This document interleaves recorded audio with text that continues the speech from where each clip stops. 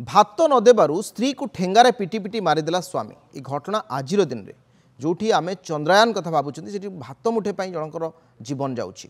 स्वामी police द्वारा गिरफ होती। बालेश्वर जिला गड़पुकुरी पंचायतर गुआपाड़ गाँवर यह घटना। बाबुला सोरेन तांको स्त्री माणिक सोरेन उभय सांग ही रोते। बारंबार बाबुला मद पी स्त्री को मारपिट करुला। गत 6 दिन तले बाबुला मद पी विलंबित रात्रि आसी स्त्री माणिक को भात मागिथिला। माणिक भात न देबारु एथिरे उत्क्षिप्त होई बाबुला एक ठेंगारे स्त्री को बारंबार पिटिथिला। सेथिरे स्त्रीर मृत्यु होइथिला। तापरे से जानि पारला परे ताकू घोषाड़ी घोषाड़ी घरठू 500 मीटर दूर थिबा एक जंगल रे फिंगी देई फेरार हो जाइथिला।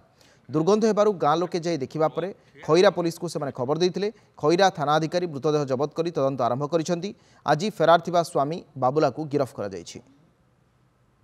ये भात देला ना बोली सेतिबा ठेंगार पिटी मारे। ये कोउटार माइलो ठेंगार ठेंगार नै कि कोउटु पकेलो लोटा भीतर